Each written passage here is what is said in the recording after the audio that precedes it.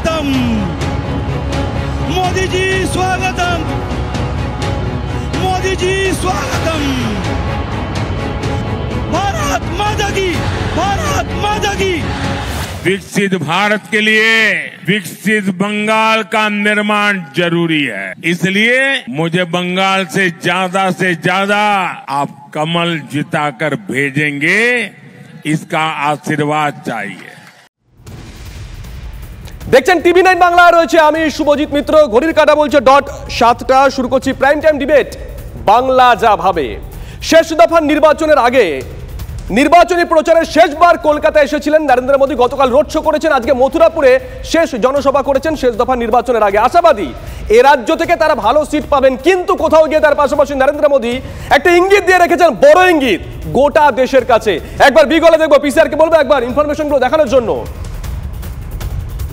দেশের রাজনীতিতে ধেয়ে আসছে বড় দুর্যোগ, বড় প্রশ্ন। রাজনীতিতে ভূমিকম্পের হুঁশিয়ারি স্বয়ং প্রধানমন্ত্রীর। 4 জুনের পর আগামী 6 মাস ভূমিকম্প। নরেন্দ্র মোদী আজকে বাংলায় দাঁড়িয়ে রীতিমতন ইঙ্গিত দিয়ে গেছেন। ঠিক কি বলেছেন শোনাবো আগে। 4 जून के बाद अगले 6 महीने में देश में बहुत बड़ा राजनीतिक भूचाल आने वाला है। ये परिवारवादी पार्टियां अपने आप बिखर जाएगी। इनके कार्यकर्ता भी अब थक चुके हैं, वो भी देख रहे हैं कि देश किधर जा रहा है और ये पार्टियां किधर जा रही हैं। আসুন আজকে নিয়ে আলোচনা করি। এই মুহূর্তে আমার সঙ্গে রয়েছেন দুজন বিশিষ্ট অতিথি। কে রয়েছেন চট করে পরিচয় দিয়ে। রয়েছেন কৃষাণু মিত্র তৃণমূল কংগ্রেসের তরফ থেকে, কৃষ্ণবাবু স্বাগত। রয়েছেন দীপ্তাশ্ব যশ বিজেপির তরফ থেকে, আপনাকেও স্বাগত। দীপ্তাশ্ব বাবু, আপনাকে দিয়ে শুরু করি। সপ্তম দফার আগে নরেন্দ্র মোদীকে এই কথা কেন বলতে হচ্ছে? গতকাল আমরা দেখলাম তিনি বলেছেন দেশের মধ্যে সব থেকে ভালো ফল করবে বাংলায়। আজকে বলছেন যে 6 মাস ধরে সুনামি চলবে, ভূমিকম্প চলবে। দেখুন, দুটো কারণ হতে পারে। হয় আত্মবিশ্বাসী, তিনি আসছেন, কোন একটা ইঙ্গিত পেয়েছেন, অথবা কর্মী যারা আছেন ডিমোটিভেট হয়ে পড়েছেন, মোটিভেট করার জন্য নরেন্দ্র মোদীকে বলতে হচ্ছে। না, আপনার কালকে উত্তর কলকাতার রোড শো বা বারুইপুরের মিটিং বা বারাসাতের মিটিং বা আজকের মিটিং দেখে কি আপনার মনে হচ্ছে যে কর্মীরা ডিমোটিভেটেড হয়ে পড়েছে? কোনো ডিমোটিভেটেড হওয়ার কোনো তাহলে কেন বলছেন? লাস্ট দফায় উনি আত্মবিশ্বাসী, আমরা তো জানি আপকি বার 400 পার। আপনি এমনকি দেখুন যে বিপক্ষরা যেসব কিছু ইউটিউবারকে দাঁড় করিয়েছে তথাকথিত বিশেষজ্ঞ, তাদেরও আলোচনাটা কি না, বিজেপি কেউ বলছে বিজেপি 272 থেকে 300 পাবে, তার বেশি পাবে না। কেউ বলছে না 300 থেকে 310 পাবে, তার বেশি পাবে না। মানে তারাও 272-এর নিচে নামাতে পারছে না। তাই ভূমিকম্পের কথাটা প্রথম থেকে ষষ্ঠ দফা অবধি কেন বললেন না? সবকিছু ভূমিকম্পের কথা আগেও বলেছেন, অন্যভাবে বলেছেন। এর আগেও একদম প্রথম দফাতেই এসে বলেছেন যে 4 জুনের পরে যারা চুরি করছে তাদের খারাপ সময় আসছে, কথাটা বলেছেন। আচ্ছা, আজকে সেই কথাটাই আরেকটু অতিরিক্ত ঝাঁঝের সাথে বলেছেন, এবং সেটা বলেছেন ডায়মন্ড হারবারের কাছাকাছি একটি জায়গায়, যেখান থেকে যাতে সেই তথাকথিত সেনাপতি বা যুবরাজ চোর ডাকাতদের তার কানে কথাটা যায়। বুঝতে পেরেছি আপনি কি ইঙ্গিত করছেন। সুকান্ত মজুমদার তিনি কি বলেছেন, তার সঙ্গে আমরা কথা বলেছিলাম, শুনুন। এই 6 মাসের মধ্যে আগামী কেন্দ্র সরকার এমন কতগুলো সিদ্ধান্ত নেবে, যেই সিদ্ধান্ত যারা পারিবারিক রাজনৈতিক দল তাদের ভবিষ্যৎ শেষ হয়ে যাবে। এবং এটা আমার মনে হয় মমতা বন্দ্যোপাধ্যায়ের মতো রাজনৈতিক ব্যক্তিত্বের জন্য অশনি সংকেত। কয়েকদিন অপেক্ষা করুন, অনেক লোকের জেলে যাওয়া বাকি আছে। আমি তো বলি তৃণমূল নেতারা এখন আরএসসিতে আছে, পুরো সিটটা কনফার্ম হয়নি। যেদিন কনফার্ম হবে ভিতরে ঢুকে যাবে। তো বলো শিক্ষামন্ত্রী, আমার দুর্নীতির আসল ষড়যন্ত্রী। পেন নাম হই মহারাজ, বন্ধ করে দিয়েছি শিক্ষা দীক্ষার সব কাজ। কেউ প্রশ্ন করবে না আমার অপশাসনে, কারণ এরা যত বেশি জানে তত কম মানে। বাংলা থেকে স্বৈরাচারী শাসনকে বিদায় দিন, বিজেপিকে ভোট দিন। কৃষ্ণবাবু রীতিমতন হুঁশিয়ারি। না, ওনারা তো এটাই পারেন। ওনারা তো গণতান্ত্রিক মাপকাঠিতে এত বছর দেশ যেভাবে চলেছে, ভালো খারাপ সব কিছু ঝড় ঝঞ্ঝা অতিক্রান্ত করে দেশ এগিয়েছে। কিন্তু ওনারা যেটা করতে পারেন, ওনারা বিরোধীদের এখন কোনো পরিবারবাদী, ওনাদের দলেও তো এত পরিবার, শুভেন্দু অধিকারী নিজেই তো পরিবারবাদী অঙ্গ। হ্যাঁ, তাহলে তাদের কথা কিভাবে? পরিবারবাদী অঙ্গ উনি অধিকারী পরিবারের নয়, উনি বংশ পরম্পরায় রাজনীতি করছেন। এখন বিষয়টা কি হচ্ছে, বিষয়টা হচ্ছে এগুলো কোনোটা গণতান্ত্রিক কথা নয়, কিন্তু কেউ পরিবারবাদী হলেও তার ভারতবর্ষের সংবিধান তাকে রাজনীতি করার অধিকার দেয়।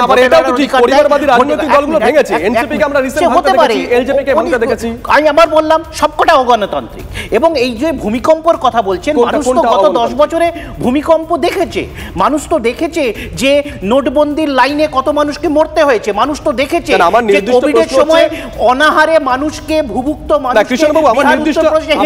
নির্দিষ্ট প্রশ্ন হচ্ছে পরিবারবাদী রাজনৈতিক দলগুলোকে ভাঙতে তো আমরা দেখেছি, অতি সম্প্রতি এনসিপি ভেঙেছে, এলজেপি ভেঙেছে, আপনারা কি আশঙ্কিত কোনো জায়গা থেকে? সে তো যেগুলো পরিবারবাদী তথাকথিত নয় তারাও ভেঙেছে। কিন্তু ভারতবর্ষে কমিউনিস্ট পার্টি ভেঙেছে, কংগ্রেস পার্টি ভেঙেছে, বিজেপি ভেঙেছে বিভিন্ন রাজ্যে। কংগ্রেস পরিবারবাদী অনেকে বলে। বিজেপি ভেঙেছে কিনা? বিজেপি বারংবার ভেঙেছে, কর্ণাটকাতে ভেঙেছে, উত্তরপ্রদেশে ভেঙেছে, এই কল্যাণ সিং বেরিয়ে গেছিল, এই ইয়েডুরাপ্পা বেরিয়ে গেছিল, মহারাষ্ট্রতেও আমরা দেখেছি, গোয়াতে আমরা দেখেছি। তো সুতরাং দেখুন সব দল ভেঙেছে, বিভিন্ন সময় ভেঙেছে। তো সুতরাং উনি কি বলতে চাইছেন এক্স্যাক্টলি, উনার মানে গভর্নেন্সের মাপকাঠিটা কি, উনি 10 বছর কি করছেন, আগামী দিন ক্ষমতায় থাকলে কি করবেন, উনি সেইগুলোতে একটা মমতা বন্দ্যোপাধ্যায় কি বলছেন, মমতা বন্দ্যোপাধ্যায় কি বলছেন শোনাই একবার। ये बात जरूर मोदी को याद रखना चाहिए, अभी से डर रहा है हमको अरेस्ट करेगा, अभिषेक को अरेस्ट करेगा। अरे करो ना, कितना अरेस्ट करने का, कितना कारागार है, कितना जेल है, करके तो देखो। আমরা জানি না নরেন্দ্র মোদী ভূমিকম্প বলতে ঠিক কি বোঝাতে চেয়েছেন। দীপ্তাংশু বাবু বা যারা রাজনীতি নিয়ে চর্চা করেন তারা অনেকেই দাবি করছেন যে দুর্নীতির বিরুদ্ধে আরো জোরদার অভিযান চালাবে কেন্দ্রীয় এজেন্সি, বোধহয় এটাই বোঝাতে চেয়েছেন। কারণ রাজ্যে এসে অতি সম্প্রতি এই ইঙ্গিতটাও দিয়ে গেছেন নরেন্দ্র মোদী। কি বলেছেন শোনাবো। इन भ्रष्टाचारियों की, काले धन की, गंदी कमाई की अब मैं उसका एक्सरे निकालूंगा। ऐसा एक्सरे कि इनकी आने वाली पीढ़ियां भी भ्रष्टाचार करने से पहले 100 बार सोचेगी। দীপ্তাংশু বাবু 10 বছর তাহলে কি হলো? 10 বছরে কি হলো, একটা আজ অব্দি এই যে একটা ভোট হচ্ছে, আপনি 2014 ভোট আর 2024 ভোট দুটো তুলনা করুন। যে 2014 ভোটে কি ছিল, 2G 3G কোল গুচ্ছেও দুর্নীতির অভিযোগ ছিল। এবারে বিরোধীদের দেখুন একটা দুর্নীতির অভিযোগ আনতে পারছে না, উল্টে খালি ভুলভাল বকে যাচ্ছে। একটা মাঝে রাফাল একটা আঁকড়ে ধরার চেষ্টা করেছিল, সুপ্রিম কোর্টে গেছিল, সেখানে থাবড়া খেয়ে চলে এসছে, কোনো দুর্নীতি পাচ্ছে না। PM কেয়ার নিয়ে করতে চেষ্টা করেছিল, সেখানে সুপ্রিম কোর্টে গেছিল, সুপ্রিম কোর্টে গিয়ে কিছু প্রমাণ করতে পারেনি, সেখানে উল্টে ক্ষমা চাইতে হয়েছে। আপনি অমিত শাহর ছেলেকে দুর্নীতিবাজ প্রমাণ করার চেষ্টা করেছিল, উল্টে সেই যে পোর্টালটি খবরটি ছেপেছিল তাদেরকে ক্ষমা চেয়ে সেই খবরটি ডিলিট অবধি করতে হয়েছিল। এই তো অবস্থা। অত উল্টো দিকে দেখুন, আপনি এখানে আজকে দেখুন শেখ শাহজাহান জেলে, রোগা পার্থ জেলে, রোগা বালু জেলে, রোগা অনুব্রত তিহারে, আর বাকি যারা আছে তারা বাইরে দাঁড়িয়ে ওয়েট করছে কবে আমায় ডাকবে। এবং তাদের এখন রাত্রে ঘুমোতে যাওয়ার আগে তারা রোজ ভাবে, আচ্ছা আজকে ডাকলো না, তাহলে কি কালকে ডাকবে, এইটা তারা ভাবে। তারা কি ভাবেন আমি জানি না, কিন্তু ভাবে করা হয়েছিল দেবরাজ চক্রবর্তী এবং শওকত মোল্লা, একজন উত্তর 24 পরগনার যুব নেতা, একজন দক্ষিণ 24 পরগনার যুব নেতা, তারা কিন্তু আজকে এজেন্সি ডাকে সাড়া দেননি। মমতা বন্দ্যোপাধ্যায় অবশ্য তার দলের যুব নেতা শওকত মোল্লার পাশে দাঁড়িয়েছেন, দরাজ সার্টিফিকেট দিয়েছেন। কি বলেছেন শোনাবো।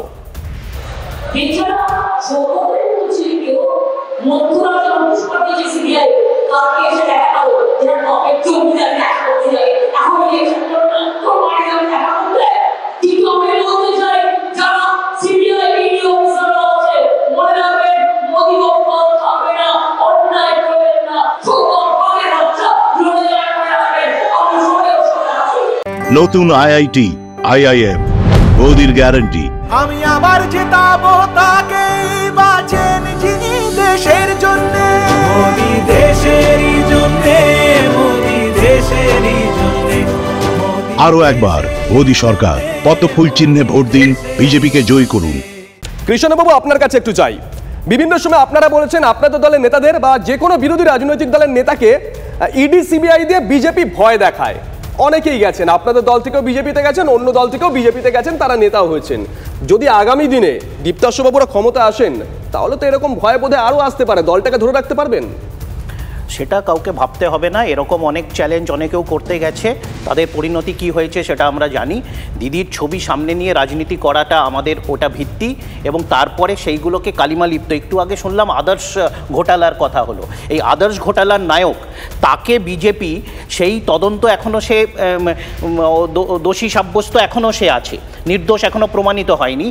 সেই অশোক চৌহানকে বিজেপি দলে নিয়েছে, রাজ্যসভার সাংসদ করেছে। তাহলে দুর্নীতিতে নরেন্দ্র মোদীর মাপকাঠি কি? সিএজি বলছে তার অধীনস্থ কেন্দ্র সরকারে শুধু 4টা মন্ত্রকে বিগত 5 বছরে 7.5 লক্ষ কোটি টাকার দুর্নীতি হয়েছে, উনারই সিএজি বলছে। তারপরে নির্লজ্জের মতো এই কথাগুলো বলছেন। 28শে জুন নিজে অভিযোগ করেছিলেন 70,000 কোটি টাকার দুর্নীতিগ্রস্ত অজিত পাওয়ার। 4 দিন পরে 2রা জুলাই তাকে দলে নিয়েছেন, সরকারে নিয়েছেন, অর্থমন্ত্রী করেছেন, উপমুখ্যমন্ত্রী করেছেন। এত নির্লজ্জ বেহায়া প্রধানমন্ত্রী ভারতবর্ষ কেন সারা পৃথিবী কোনোদিন দেখেনি? সেটাও আমরা শুনেছি। আমাদের দলে একটি ছেলে ছিল, বনসহায়ক পদে দুর্নীতি হয়েছিল, সেই ছেলেটি এখন কোথায় আছে এটা আমরা শুনেছি। একটা বড় প্রধানমন্ত্রীকে রাজীব কুমার, শুভেন্দু অধিকারী কি বলেছেন শোনাই একবার। আপনাদের উচিত ও যেখানেই থাকুক, ভাইপোর বাড়িতে বা পিসির বাড়িতে, চুলের মুঠি ধরে কেষ্টমণ্ডলের মতো ওকে তুলে নিয়ে গিয়ে গারদের মতো পড়া। যদি এটা করতে পারেন, সিবিআইয়ের সুনাম বৃদ্ধি পাবে এবং সাধারণ মানুষ সিবিআইয়ের প্রতি কৃতজ্ঞ থাকবে। কৃষ্ণবাবু খুব সুন্দর একটা কথা বললেন যে মমতা বন্দ্যোপাধ্যায়, মমতাদির মুখ দেখেই ভোটটা হয়। সত্যি তো, মমতা বন্দ্যোপাধ্যায়কে আমরা দেখছি উত্তর কলকাতায় নামতে। যেই উত্তর কলকাতায় বিভিন্ন সময় আমরা দেখেছিলাম তৃণমূলের গোষ্ঠী কুন্দল প্রকাশ্যে এসেছিল, কুণালবাবু মহিলা প্রার্থী চেয়েছিলেন, মোনালিসা দেবী তাকে দেখেছিলাম ধর্নায় বসেছিলেন। আজকে আমরা দেখলাম মমতা বন্দ্যোপাধ্যায় যখন র্যালি করলেন, র্যালির শেষে গাড়ির সামনে একই ফ্রেমে ধরা পড়লো সেই কুণাল ঘোষ, সেই সুদীপ বন্দ্যোপাধ্যায়। ছবিটা আগে দেখুন একবার। আজকে উত্তর কলকাতার ছবি, চর্চার ছবি। ভালো করে ছবিটা দেখাতে বলবো পিসিআরকে। ছবিটা দেখুন, সুদীপ বাবু রয়েছেন, কুণাল বাবু রয়েছেন, মমতা বন্দ্যোপাধ্যায়ের গাড়ির ঠিক সামনে কিছু একটা বলছেন মমতা বন্দ্যোপাধ্যায়, এটা খুব পরিষ্কার। কিন্তু সেখানে সংবাদ মাধ্যমের বুম ছিল না, তাই ঠিক কি নির্দেশ দিয়েছেন আমরা বুঝতে পারিনি।